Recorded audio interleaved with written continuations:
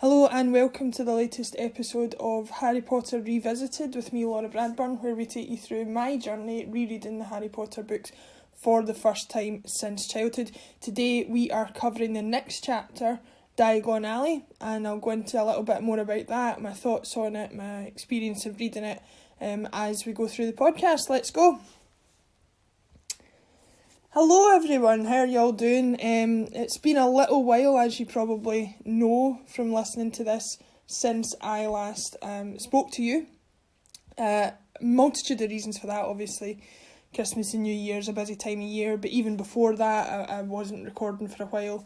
Turns out when you sort of try to think up things that will take up time and use up some of the spare time that you have and you're looking for hobbies to do, turns out you don't have as much free time as you think. So, it's just been a time issue, but I'm hoping new year, new me and all that, we're going to get back into podcasting on a more regular basis. Having said that, as you might have already noticed, the sound quality for today's podcast is going to be somewhat questionable. I went onto my computer to open up the software that I normally use, which for anybody who wants to know is Audacity, and that's what I usually use to edit the tracks that you listen to, take out all the ums, ehs, ahs and all that kind of stuff, or anything that I say that maybe comes across not the way that I wanted it to. So basically I record about an hour and a half's worth of stuff and then you get about 40 minutes worth, so that's how it works. But yeah, the software that I use doesn't seem to be working with the new software on my computer. It's not picking up the microphone recording or whatever it is. So I'm actually sitting recording this on the voice memo app on my iPhone, which, to be honest, I've heard a few people do that on other podcasts that I listen to, and their sound quality doesn't sound quite as poor as you might expect for recording something off a phone. I'm not sure how this is going to turn out, but if there are any issues with it, I apologise for that. So let's get into the chapter that we were on today. So that was chapter, I might have said chapter 4, but I actually meant chapter 5 of the book, which is of Philospher Stone, which is Diagon Alley. As a quick recap, because it's been so long since the last podcast, where we were at was Harry had been to basically collect, Hagrid had been basically to collect Harry from the Dursleys after they had gone into hiding for ignoring all the letters from Hogwarts. So where things pick up here is, Harry's not entirely convinced that everything that happened the night before was really real. That's where he first started learning about magic and about his place in the magical world, the fact that his mum and his dad were both wizards, and that there was this whole new life waiting ahead for him. So he was kind of not really sure, as you would expect for a child. Everything happened kind of late at night in a strange place. You kind of wake up the next morning going, did that really happen? But we pick up the story and he wakes up in the hut out in the middle of the sea where the Dursleys were. Interestingly enough, he wakes up with only Hagrid there, and there's no explanation throughout the whole chapter as to what happened to the Dursleys. Now somebody can text me or message me on Twitter at Potter Revisited or at Potter Revisited on Instagram. You can DM me there. Remind me if something happened at the end of the previous chapter where the Dursleys' disappearance was explained. I can't remember, but the boat that they came to the island in is still there, and Hagrid uses it as magic to get across the sea to get Harry back. And where they're going is they're going to London to collect all of Harry's books, wands, potions, clothes and things like that he needs for his lessons at Hogwarts. And one thing that came across to me, as part of this whole chapter, that I found really clever, the way that it was done, is Harry doesn't have a clue what's going on, obviously. Everything's brand new to him. Everything is needing explained. Everything is something that he wants to question. But as a reader trying to get introduced to that world, it's a really good tool for us to learn along with Harry about what's going on. So many books. I read reviews of books or I watch reviews of films and stuff, and one of the big criticisms they always have is about this thing, exposition. So the kind of awkward way in which some things are explained in a film in a way that somebody wouldn't normally talk naturally just to get a piece of information across to the audience, but it always seems to come across really unnatural. But because of the structure and the way things are happening in the Harry Potter books, you're with the protagonist Harry, and you're as in the dark about this world that he's discovering as he is, so you don't really mind when he's asking all these questions, or when Hagrid goes on a big sort of rant about certain parts of the magical world and how to explain how things work and all that. And the volume of things that get explained or introduced in this chapter is absolutely unbelievable. I mean, as they're driving the boat across the sea, Hagrid's reading the Daily Prophet, and from that you get the explanation about the Ministry of Magic, Cornelius Fudge, the Minister for Magic, the fact that Dumbledore was offered the position but turned it down, and that Cornelius Fudge therefore is sending him information or sending him letters asking questions about, you know, what should I do next, how should I make this decision, and you immediately are in the position where you start to realise that the Ministry for Magic is kind of held in a bit of disregard by some of the wizarding world, and they're seen as a bit of a shambles and not really organised. So it's a good way to introduce that.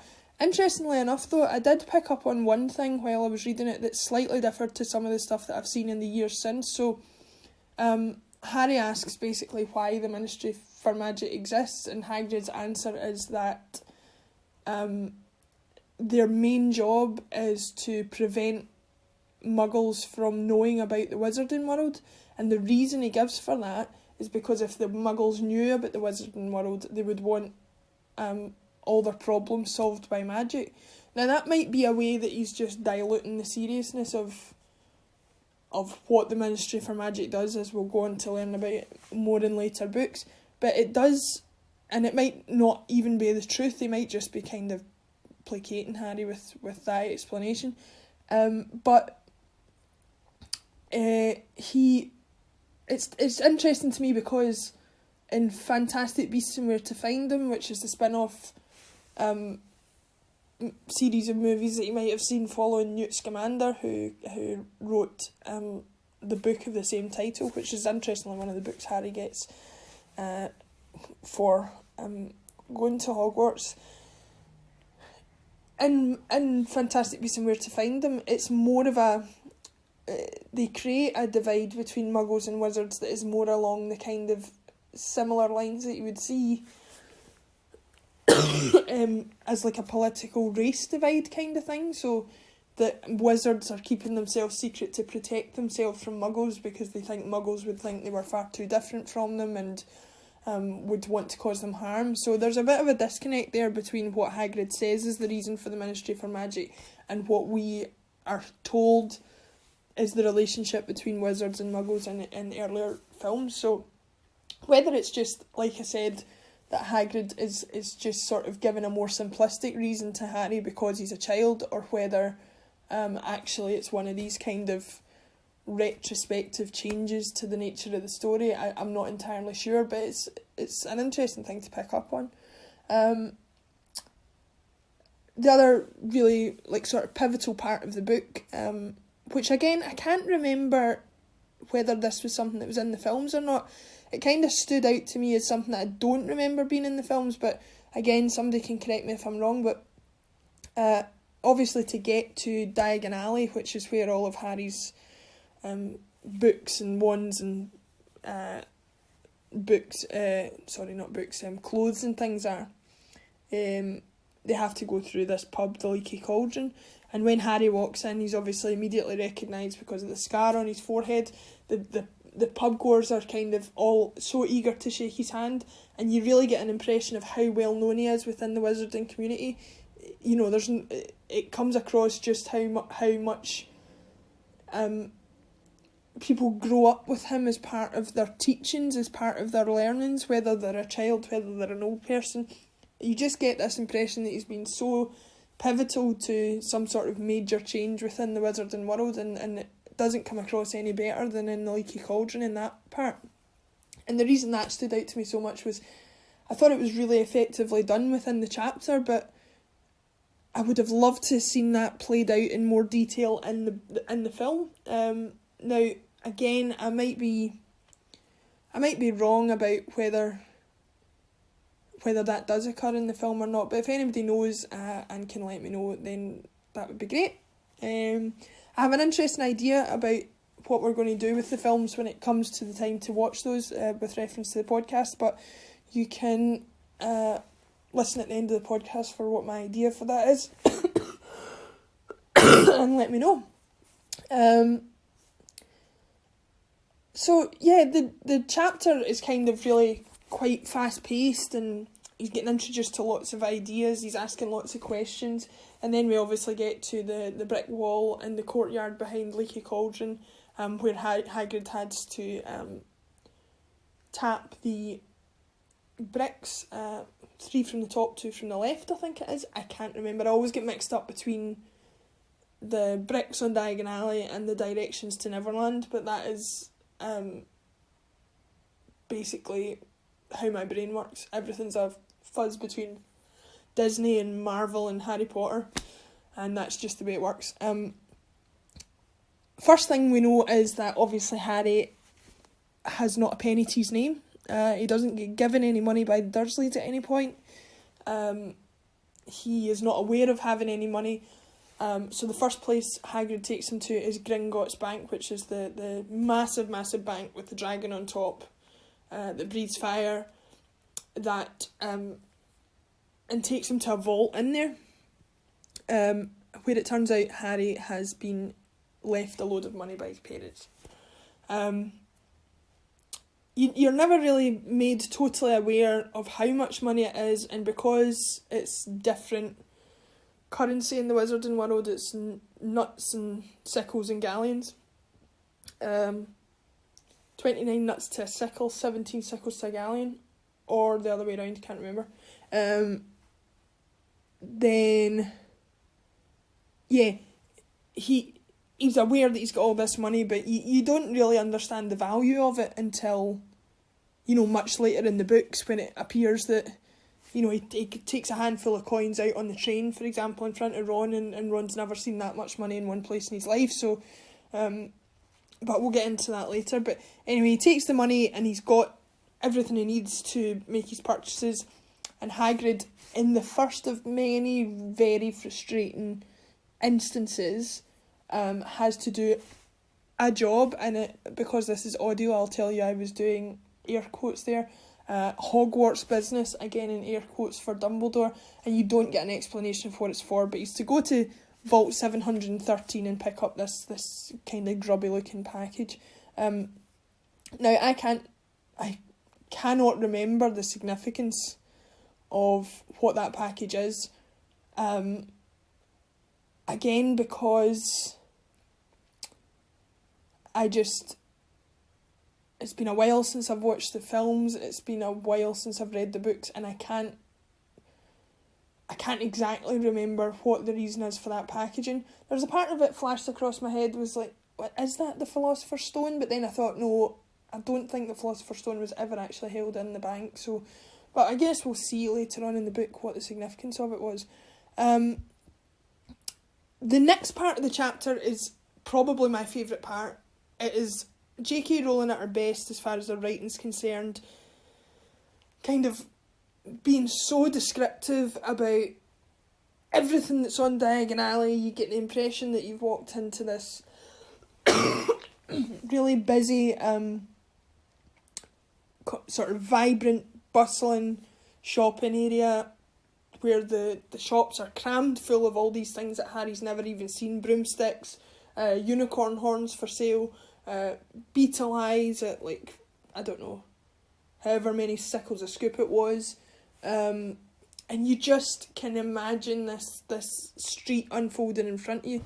Now, I have to say, if you've ever been to the Universal Studios in Florida, where the Harry Potter stuff is, so Universal Studios has King's Cross Station and Diagon Alley behind that, And then in Universal Islands of Adventure is Hogsmeade and Hogwarts, and the new Hagrid roller coaster.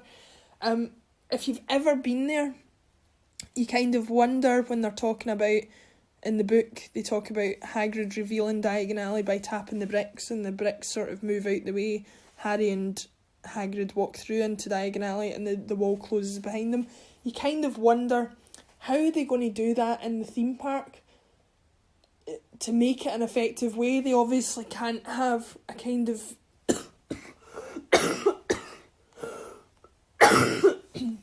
they can't really have a kind of moving brick wall, if you like. And so you're wondering how they're going to get that reveal. It's kind of very hard to explain how they do it in the park, but if you ever get the chance to go, then definitely go and experience it, because the way they reveal it is absolutely incredible. You kind of, one minute it's not there, the next minute it is. You wouldn't know it was behind the wall that it's behind unless you knew it was there. It's just incredible, and to me it captures that kind of hustle and bustle that I was talking about within the chapter. It really does make you feel like you're actually there. The final part of the chapter is a really exciting part. It's something that I did while I was in Florida, much to the chagrin of my friends Siobhan and Roger, if you're listening. They had no idea why I was so excited to buy a like $40 piece of plastic or whatever it was, but I was. I've got oh, that's terrible. Is it George Weasley's wand I've got? Or it's one of the Weasley twins' wand I've got. I knew I had to get one of them, but anyway. Where Harry is taken in by Hagrid is to Ollivander's wand shop to pick his wand. Now, I can't read any of Ollivander's speech in this chapter without hearing it in John Hurt's unforgettable voice. Like, when he's explaining to Harry, so before we get to that part, but Harry is taken through the shop and he's looking at all these wands stacked floor to ceiling high, and you get the impression from Ollivander's that not only is he very old and he's been doing this for hundreds of years, he knows every wand of every person that you mention. The length, the flexibility, what it was made out of, and what kind of magical ingredient it had within. And of course, the only way to get Harry to identify his wand, because he doesn't choose his wand, the wand chooses the wizard, is for him to try out a bunch of them. So he tries out a bunch of them and it's not really working until he gets to one with Phoenix Tail or Phoenix Feather, I think it is. And what's interesting about that is Ollivander says, I remember every wand I've ever sold, and the other one that had Phoenix Tail, Phoenix Feather, the brother of that wand gave Harry the scar that he has, so the implication is that the two wands that match up to each other, the two wands that pick their wizards, is actually the one that Harry gets and the one that Voldemort already has. So that's really interesting, but it gets to a point where, you know, Ollivander's talking about how in the hands of the wrong wizard, that wand can do great things or terrible things, and he goes, this one can do great things, terrible, but great.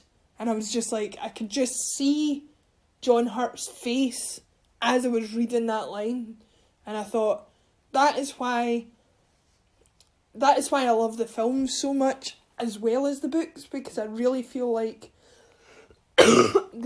one doesn't spoil the other for me. They complement each other so well, and everybody that they've cast in each part is reflected by what you see on the page. And that brings me to another thing actually that's quite interesting that I skipped over from earlier in the chapter. Harry meets a boy who remains unnamed throughout the course of their interaction in one of the shops where he's getting fitted for his robes for Hogwarts. And the boy's, very entitled and very sort of spoiled and snobby, and you can tell, he's talking about mother and father, and I don't care if first years aren't allowed a broomstick, I'm going to bully my father into getting me one, and I'm going to be in Slytherin, and my whole family's been in Slytherin, and then he makes some unflattering assertions about muggles or people who are sort of half muggle born. And it's obvious to us because we've read the books before or we've watched the films that this is Draco Malfoy, but sort of Harry's arch enemy, if you like. But what really surprised me was I always thought that Tom Felton's portrayal of him in the films is really good, but I always wondered, like, how did they get that type of performance out of a child? So, like, spiteful and so nasty and so horrible, basically. But and I know the directors within the making of the movie will have had something to say about that, and will be doing their job by directing Draco to make the choices that he needs to make as far as that's concerned. But really, again, it shows the strength of J.K. Rowling's writing, that if you read what she writes and the way she writes about Draco Malfoy, you really don't need much direction to pull that character out of an actor, child or adult. I mean, it's there on the page what he's supposed to be like, and you can just, again, see Tom Felton in that role as you're reading what you're reading on the book, so that was really good. I loved this chapter overall. It's one of the longer ones so far, just because of the sheer amount of information and stuff like that has to be put across within the chapter. I really enjoyed it. What I would say is that it's just proved again to me, if I haven't said it enough already, how amazing J.K. Rowling's writing is, her style, and the way she can get information across without you feeling like you're being bombarded with it. So it's really where the start of everything is. It's you've had a few chapters before just to introduce Harry, but this is really where the world starts to get introduced to him and to the reader, and just where everything starts to take off. Obviously, the chapter ends with him going home and being told that he is to be back at King's Cross to get the Hogwarts Express on the 1st of September. So we know the next step is going to be the big one. But yeah, that's all I've got to say about it for today. Again, apologies for the massive delay. There might still be a delay. I don't know what time this is going to go out to you as things stand. It was supposed to be going out later today, but given the problems that I've been having with microphones and software and all that kind of stuff, it might be a little bit longer before it gets out to you, but I will let you know on social media. Well, I don't even know why I'm going into this, because if you're listening to this, it has already got out to you. But as always, keep on top of things on my social media channels and all that as far as the podcast concerned, and we'll catch up soon. One thing before I wanted to go is I want you to let me know. I've had an idea. I've been watching a YouTube channel called Pretty Much It. Some of you might be aware of it, some of you might not be, but they're a couple of guys who do really fun and interesting sort of commentaries over films or TV shows as they're watching them, and I really enjoy watching them do that, because it's not like a director's commentary or an actor's commentary or whatever on a DVD, because they're super serious. These two guys are really kind of funny and introduce like some interesting ideas. So what I was thinking was, rather than me do a review, my initial plan had been that I would do a review of the film after I finished each book. My new idea is that, based on the kind of similar format to the guys at Pretty Much It, I was going to actually sit and watch the film and commentate over it. And what you could do is listen to the podcast as you're watching the film, if you wanted to in the future. It's just an idea that I've had. If anybody would want to join me in doing that commentary, that would be great. If you think it's a good idea, or if you think you've got a better idea for something that I could do with relation to the films once the books are out the way, then just let me know. But apart from that, that's all I've got to say. Thanks very much for joining me. Keep up to date with me at Potter Revisited on all the social channels for any updates on when the next episode will be out. And I'll see you all soon. Thanks for listening to this episode of Potter Revisited. My name is Laura Bradburn, and the music you're listening to has been provided free of charge by purple-planet.com. That's www.purple-planet.com. Thank you.